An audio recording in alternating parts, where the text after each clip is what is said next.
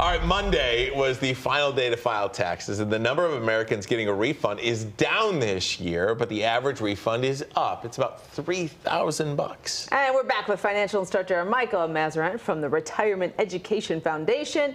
What do you do with that refund if you got, what we're saying, $3,000? So, Michael, on average.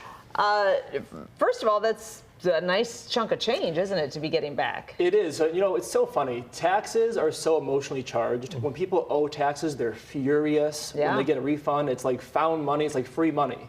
And it's so funny because if you're getting a tax refund, it was your money the whole time. You lent the government a interest-free loan for the whole year.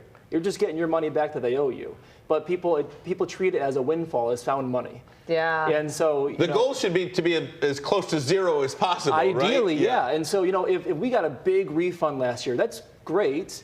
But what we could consider doing is maybe reducing our withholdings from our employer and paying less from our paycheck to try to get closer to zero. Because if we can get that money in our paycheck and throw it in the 401k, throw it in an IRA, pay off high interest debt, or even just put it in a bank account, earning 4.5%, 5% in a high yield savings account, that's all better than getting an interest-free loan to the government back come tax time. How do you figure that out? How do you make it so that you break even at tax time? Is there a calculation you do? So there are a lot of online calculators that you can estimate your tax bill. Go online, add in your data. Are you single or married? Approximately how much will your household earn that year? They'll spit out an approximate tax calculation, or work with a CPA as well, also works.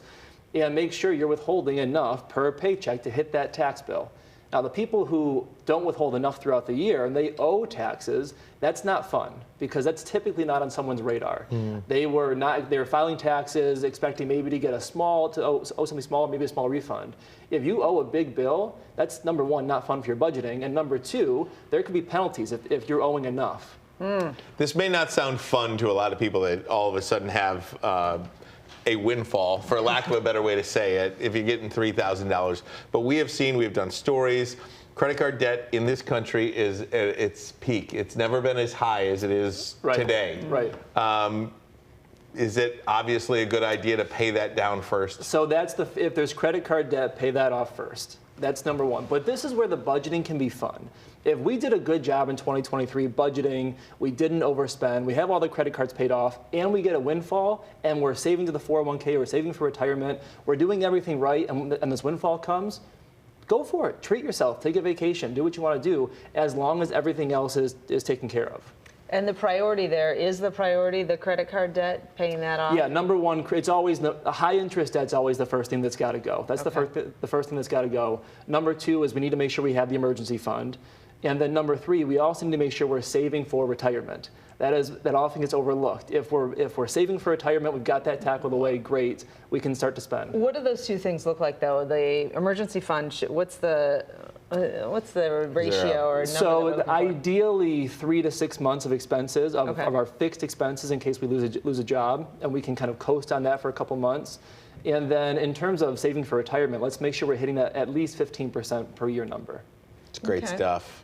And then you can do all that. And paying off the credit card bills, I know you talk about there's the snowball, or what's the other approach? The snowball versus the avalanche. Yeah. And so really, either way, so one of the strategies, you're paying off the smallest balance first. The other strategy, you're paying off the highest interest rate first. Okay. Now, mathematically, paying off the highest interest rate first is always the better answer mathematically. But if it helps people to stick with it and they see I'm knocking out accounts, if it helps you to stick with that, fine, go for that too. Right, a little bit of progress goes a long way with your mental the psychology. The psychology. The best strategy is one you can stick with. Yeah. You know, if on paper, exactly. If on paper this might be the best thing, but you don't stick with it doesn't matter. Michael, what's the website people can find you, get more information? It's retirementplanningedu.org. Love it. Good resource. Thank you, Michael. All right, we are reading your comments next. Stay right there.